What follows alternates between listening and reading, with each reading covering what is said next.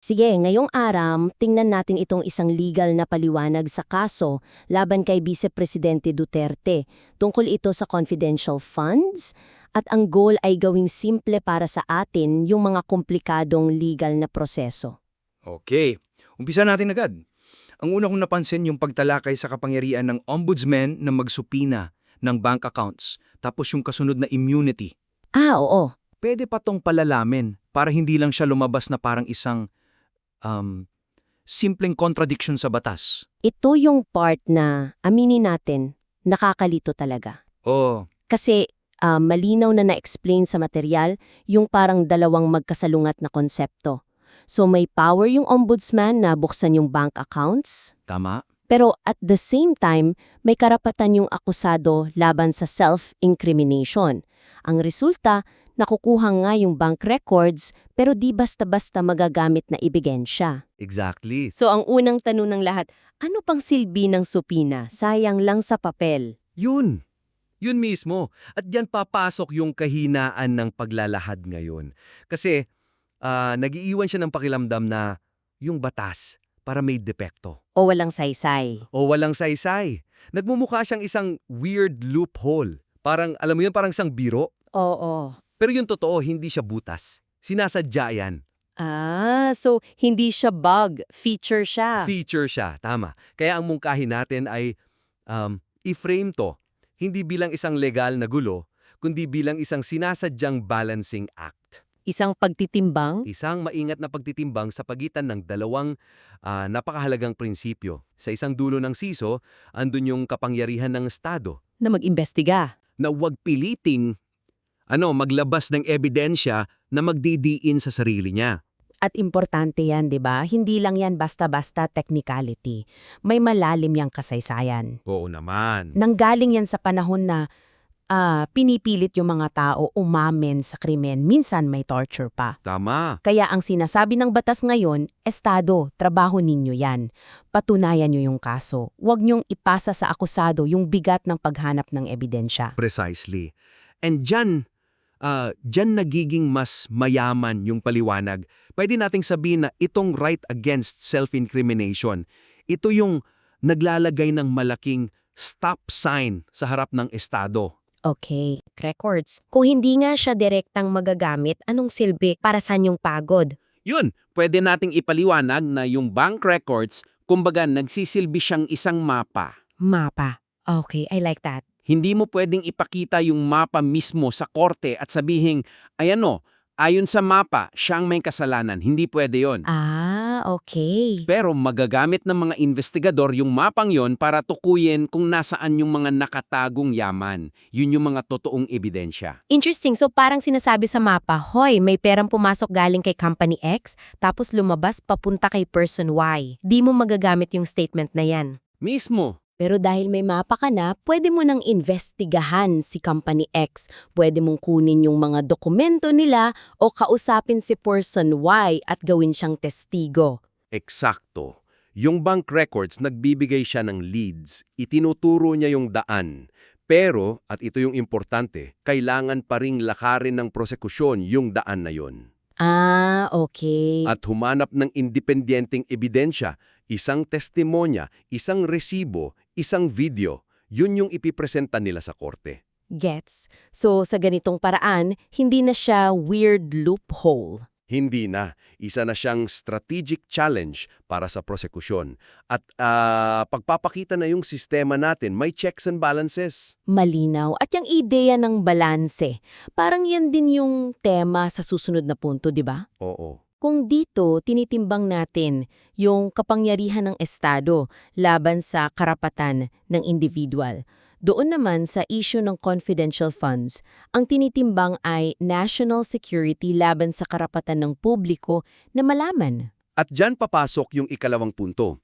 Yung diskusyon sa confidential nga bilang sagupaan ng national security at right to information ay pwedeng pagyamanin. Paano? Sa pamamagitan ng pagpapakilala sa mga mekanismo ng accountability na umiiral kahit walang public disclosure. Okay.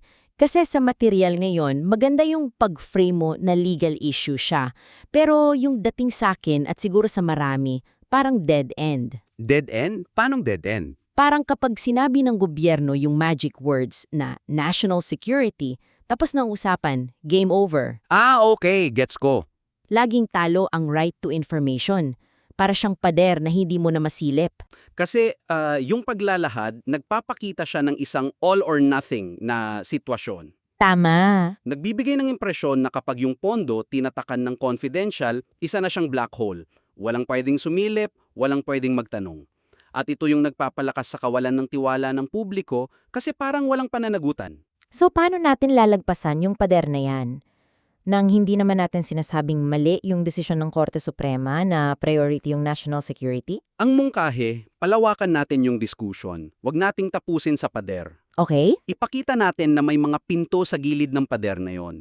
Tanggapin natin, oo, limitado yung public disclosure. Pero ipakita natin na hindi ibig sabihin nun wala ng any kind of accountability. May mga proseso pa rin. May mga umiiral na proseso. Hindi sila pampubliko, oo, pero nandyan sila. Okay, pero teka, di ba yan mismo yung problema? Kung yung mga prosesong to ay sekreto rin, di ba parang inililipat lang natin yung black hole mula sa isang ahensya papunta sa isa pa? Magandang tanong yan. Paano pa rin magtitiwala yung publiko kung yung nagbabantay, sekreto rin? Diyan lalong lalalim yung ating pagsusuri. Yung unang pinto, yung Commission on Audit, ang COA, Okay? may mga specific circulars ang COA tulad ng Joint Circular 2015-01. Nagtatakda to ng mga alituntunin sa pag-audit ng confidential and intelligence funds. So may sistema. May sistema. Ibig sabihin, may isang ahensya ng gobyerno na may mandato at proseso para suriin yung mga pondong to. Private yung audit, oo, at classified din yung ulat.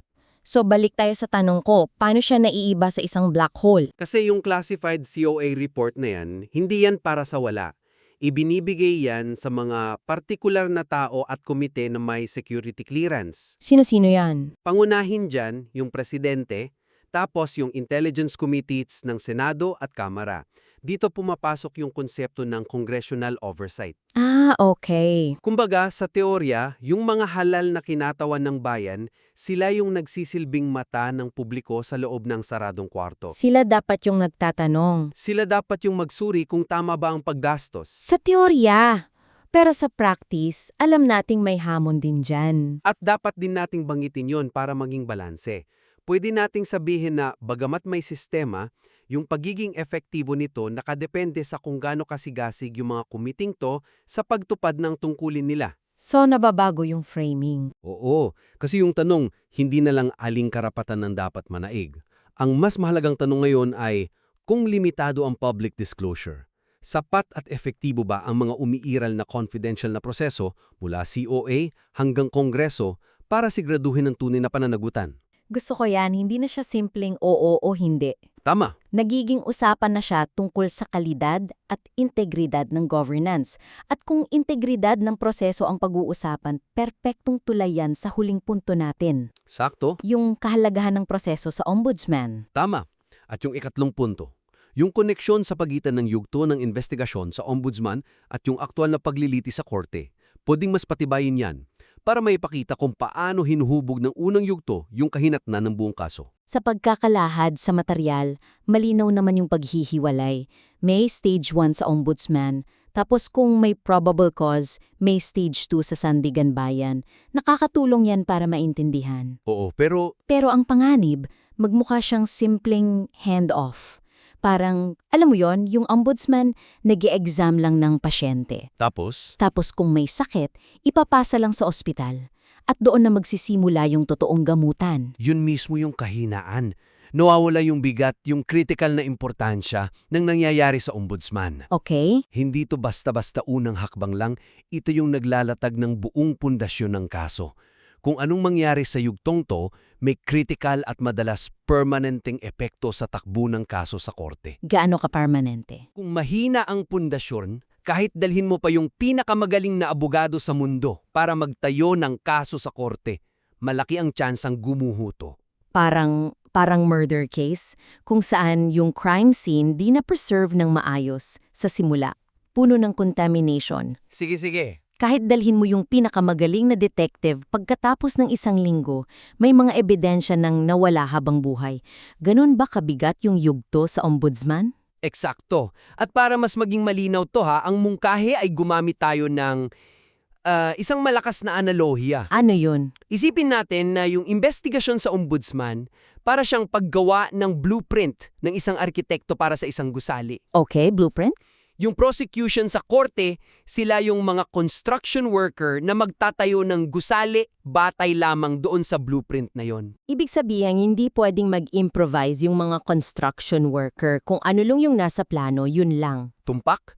Kung sa blueprint pa lang ay mahina na yung pundasyon o may kulang na poste o mali ang kalkulasyon, kahit gaano pa kahusay yung mga construction worker, Babagsak ma rin yung gusali. malaki ang posibilidad na gumuho yung itinatayong gusali.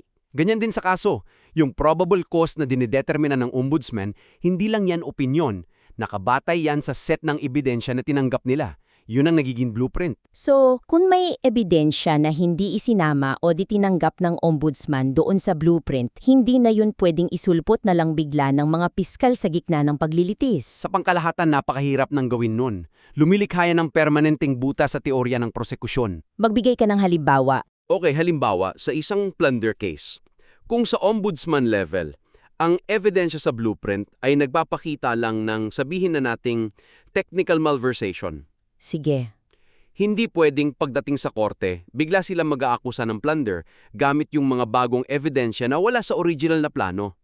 Nakakahon na sila. Nakakahon na sila sa kung anong napatunayan nila sa preliminary investigation. Oo, kailangan nilang punan yung butas na yon sa ibang paraan, na isang napakahirap kundi man imposible na gawain. Kaya pala maraming kaso na sa tingin ng publiko ang lakas-lakas, pero pagdating sa korte, nababasura. Posible. Maaring hindi dahil mahina yung kaso, kundi dahil depektibo yung blueprint na ginawa sa simula pa lang. Un kaso ng Estado.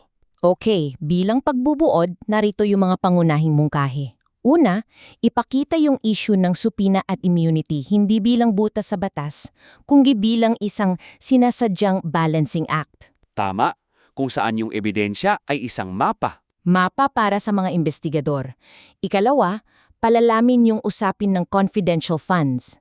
Sa halip na ituring tong isang pader, ipakita yung mga umiiral na layered accountability mechanisms tulad ng COA audits at congressional oversight. At i-frame yung tanong, hindi bilang alin ng mananaig, kundi epektibo ba ang sistema? Para sa susunod na pagsusuri,